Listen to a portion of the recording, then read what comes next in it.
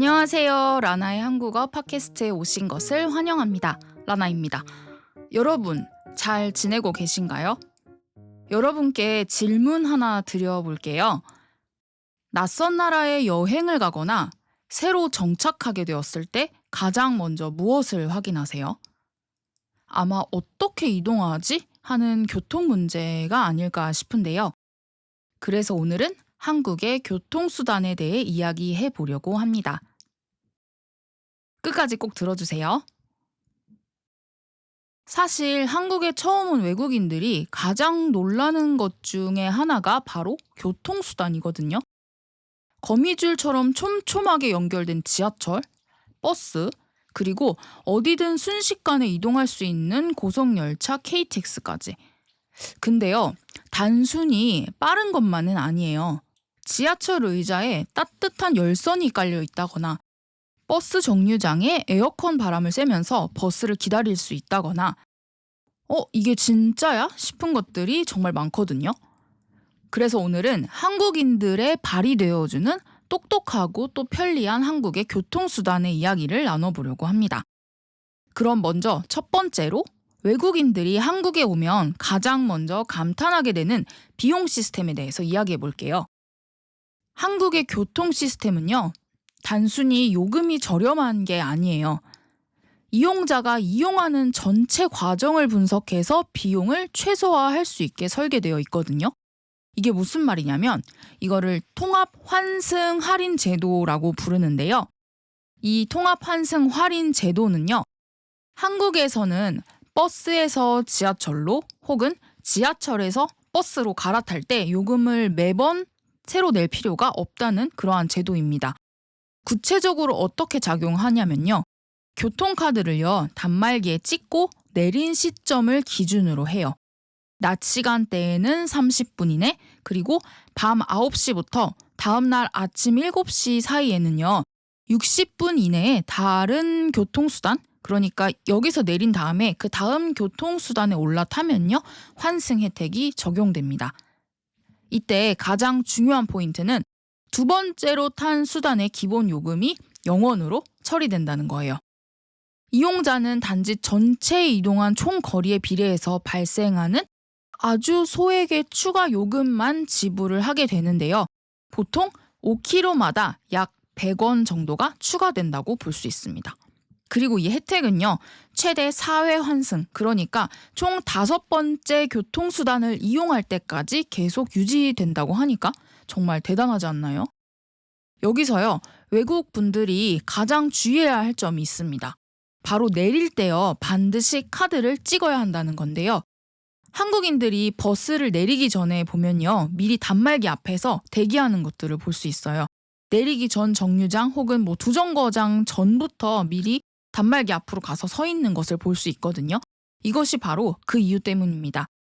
내릴 때 카드를 찍지 않으면요, 시스템은 이용자가 언제 내렸는지를 알 수가 없어요. 그래서 다음 교통수단을 탈 때 환승 혜택을 주지 않을 뿐만 아니라 오히려 추가 요금을 부과하는 경우가 있습니다. 실제로 외국분들이요, 한국에 처음 와서 가장 많이 당황하고 당하게 되는 실수 중에 하나가 바로 이거라고 생각을 하는데요. 그래서 나중에 보면은 그 카드에 돈이 되게 많이 나가 있는 것을 볼 수 있어서 왜 이렇게 돈이 많이 나왔지? 라고 하는데 나중에서야 하차 태그를 안 했다는 사실을 깨닫게 되는 거죠. 반대로 이걸 알고 나면요, 버스에서 내리기 전에 미리 자리에서 일어나서 단말기 앞에 줄을 서는 한국 사람들의 행동이 이해가 되기 시작할 거예요. 그게 사실 귀찮아서가 아니라 환승 혜택을 지키기 위한 아주 실용적인 행동이거든요. 왜 이렇게 많이 나왔지 싶은 상황이 생기지 않도록 여러분도 꼭 내릴 때 카드 찍는 것을 잊지 말아주세요. 그리고 여기에는요, 2024년이죠. 지금 2026년이니까 2년 전부터 K패스라는 강력한 환급 시스템이 도입되었습니다. 환승 제도가요, 이용 현장에서 즉시 가격을 낮춰주는 그러한 제도라면 K패스는요, 한 달 동안의 그 교통수단을 이용한 그 전체 데이터를 정산을 해서요, 이용자의 통장으로 현금을 직접 입금해주는 방식이거든요. 그래서 외국인 거주자라고 해도 외국인 등록번호가 있으면요, 카드를 발급받을 수 있고 사용할 수 있어요. 조건도 굉장히 명확한데 월 15회 이상 대중교통을 이용하기만 하면 됩니다. 예를 들어서 한 달에 7만 원의 교통비를 썼다고 하면요, 환승 할인을 다 받고 나서 나중에 2만 원 정도를 현금으로 다시 돌려받을 수 있어요. 그래서 우와, 진짜 이런 게 있어? 라고 생각하실 정도로 저도 처음에 이걸 알고 나서 굉장히 놀랐습니다. 이게 가능한 이유는요, 사실상 한국의 전역의 대중교통 단말기가요, 하나의 네트워크로 연결이 되어 있기 때문이에요. 서울에서 발급받은 K패스 카드를 들고서요, 부산에 가서 지하철을 탈 수 있잖아요. 그리고 뭐 제주도에서 버스를 탄다고 해도요, 나의 이용 횟수와 금액은 모두 합산이 됩니다. 지역마다 시스템이 다른 게 아니라 전국의 데이터가 실시간으로 공유가 되기 때문에 가능한 거예요.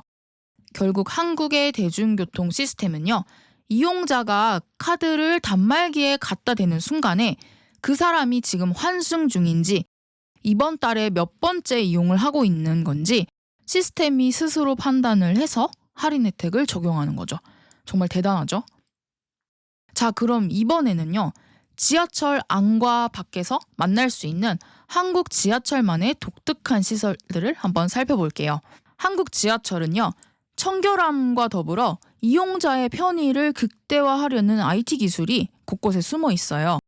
가장 먼저 눈에 띄는 것은요, 승강장에 설치된 스크린 도어입니다. 현재 서울 지하철의 거의 모든 역에는 선로와 승강장을 분리하는 유리문이 설치되어 있어요. 이게 사실은 단순히 추락 사고를 막는 안전 장치를 넘어서요, 열차가 들어올 때 발생하는 소음이 있잖아요. 굉장히 시끄러운 소리가 있는데 그 소음을 차단을 하고 역 안의 공기를 쾌적하게 유지하는 역할을 하거든요. 그리고 문 위로의 전광판을 보면은 지금 열차가 어느 역을 지나오고 있고 실시간의 위치가 표시가 되어 있어서 승객들이 이 전차가 언제 오는 걸까라고 막연하게 기다리지 않아도 됩니다. 그리고 재미있는 게 하나 있어요. 지하철 역마다요, 사실 고유한 번호가 있는데요. 예를 들어서 2호선은요, 2호선이니까 201번부터 시작해요. 그리고 노선 번호와 역 번호가 합쳐진 고유 번호가 있어요. 그래서 한국어를 잘 모른다고 해도 사실 숫자만 보고 내려야 할 역을 확인할 수 있도록 배려를 해준 거죠. 외국인 관광객들한테는 정말 친절한 시스템이라고 말할 수 있을 것 같아요. 열차 안으로 들어가면 한국의 사계절 특성에 맞춘 세심한 장치들이 있습니다. 특히 겨울철에 외국인들이 가장 놀라는 것 중에 하나가 열선 의자거든요. 한국 지하철의 의자 아래에는요, 히터가 설치가 되어 있어서 추운 날씨에도 자리에 앉으면 따뜻한 온기를 느낄 수 있어요. 그래서 의자가 따뜻하네? 하고 깜짝 놀라는 분들이 정말 많다고 해요. 반대로 여름에는요, 양냉방 칸을 운영하기도 하는데 이거는 에어컨 바람에 민감한 승객들이 있잖아요. 뭐 그날 특별히 몸이 안 좋은 사람도 있을 수도 있고 감기에 걸린 사람도 있으니까요.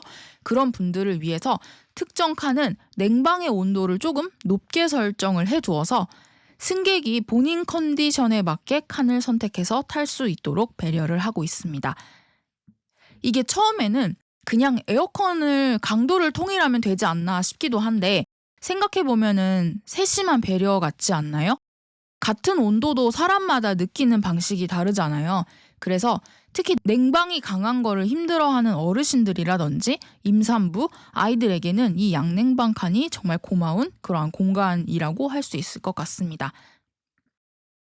그리고 IT 기술 이야기를 또 빼놓을 수 없을 것 같은데 전 세계에서 거의 유일하게 한국 지하철은요, 달리는 열차 안에서도 무료 와이파이 서비스가 끊김없이 제공됩니다. 한국의 주요 통신사들이 열차 내부에 공유기를 설치를 해두었기 때문에 승객들은요, 이동 중에도 고화질 영상을 볼 수도 있고 뭐 일을 할 수도 있어요.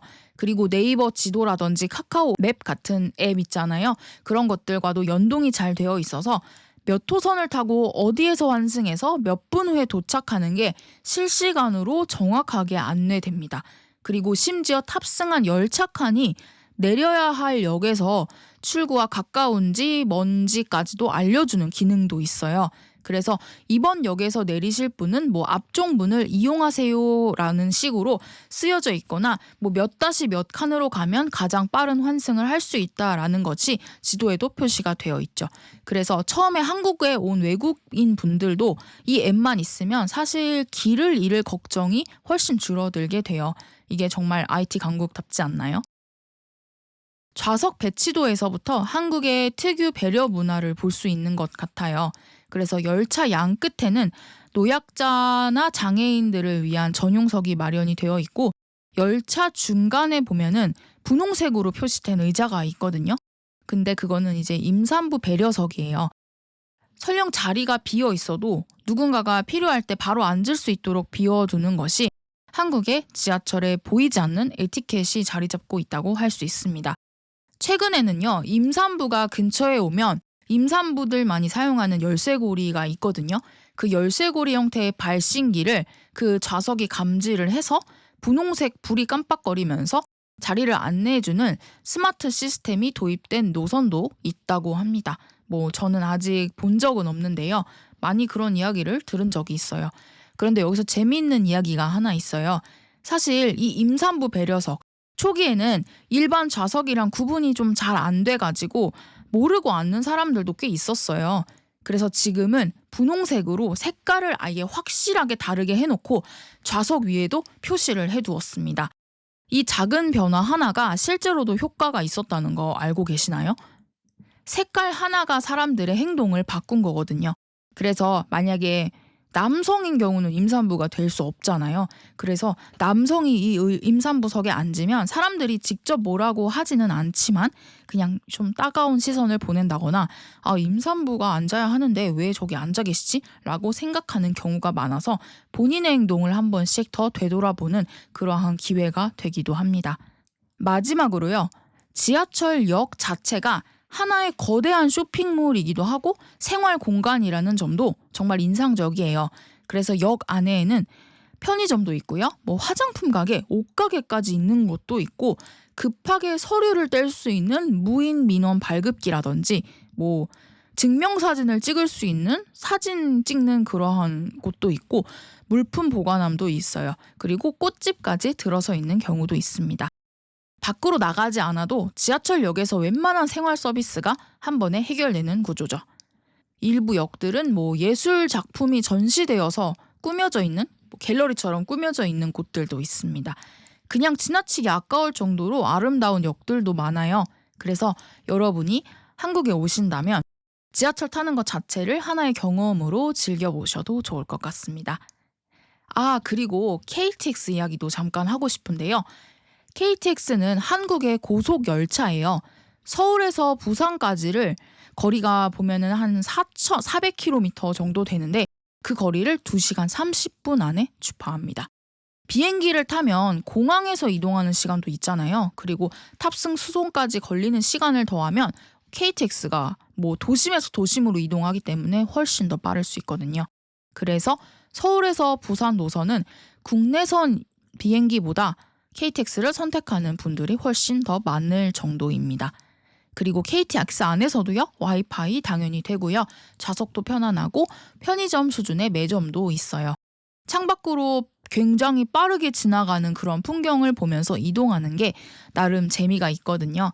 그래서 처음 KTX를 탄 외국인 분들도요, 이렇게 빠른데 이렇게 편해? 라고 놀라는 경우가 많다고 합니다.